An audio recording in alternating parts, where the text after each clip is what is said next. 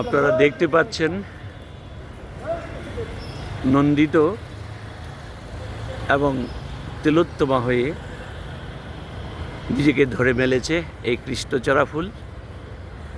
এবং সৌন্দর্যপ্রিয় সকল মানুষই শুধু নয়, বেরসিক এবং যারা কিছুটা রুক্ষ তাদের কাছেও, তাদের মন মানসিকতাও এই ফুলের সৌন্দর্যের কাছে হার মেনে যায়।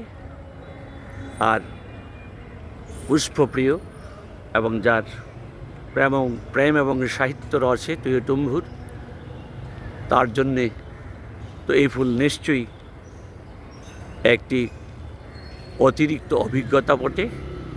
এবং তাকে নিয়ে তার সৌন্দর্য এবং মাধুর্য রসে খানিকটা সময়ে সে তার সাহিত্য রস সৃষ্টি করবার জন্যে মৌমাছি যেমন মধু সংগ্রহ করে, তার জন্য এইটা যেন পুষ্প সেই মৌচাকেরই মতো।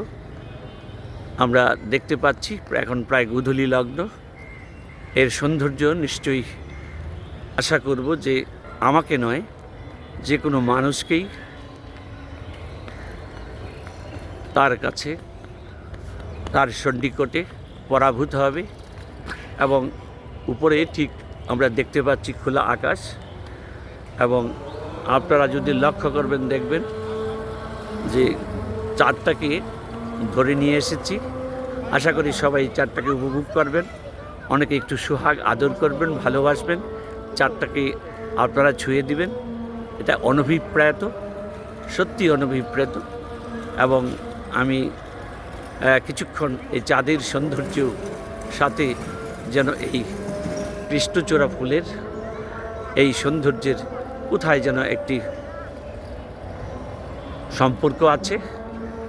এই কৃষ্ণচূড়া ফুল যেমন আমাদেরকে আটকে রাখে তার সৌন্দর্যে, ঠিক তেমনি আপনারা দেখতে পাচ্ছেন যে সব কিছু ভুলে আমি একেবারেই বিমোহিত। এবং আবারও যদি সেই চাঁদটির কাছে চলে যাই, আমরা দেখতে পাচ্ছেন যে আবারও ধরে নিয়ে এসেছি। আসুন না তাকে একটু আদর সোহাগে তার কাছে আমরা থাকি, নিজের জীবনকে ধন্য করি। এবং আবারও যদি সর্বশেষ সেই কৃষ্ণচূড়া ফুলের কথা বলছিলাম, তার সন্নিকটে, তার স্পর্শে, তার পরশে আবারও আমরা রঙিন হব। এটা সত্যি একজন যার ভিতরে ভালোবাসা আছে সাহিত্য রস শুধু নয়, আমি বলবো যার ভিতর মানবতা আছে এবং যার মানসিক সৌন্দর্যে আপনারা দেখতে পাচ্ছেন। আমি দেখাতে চাচ্ছি যে যাই হোক, আমি একেবারেই আবারও এই পুষ্পের সংস্পর্শে আছি, নিজেকে ভুলে গেছি। আমি চাই না নিজের আলাদা কোনো অস্তিত্ব এই কৃষ্ণচূড়া ফুলের মধ্যে আমি নিজেকে নিহিত রাখতে চাই। তাই আসুন, আপনারা আমাকে যদি খুঁজে না পান তাহলে অবশ্যই কৃষ্ণচূড়ার মধ্যে আমাকে খুঁজে নেবেন। আশা করি আজকে এই পর্যন্তই।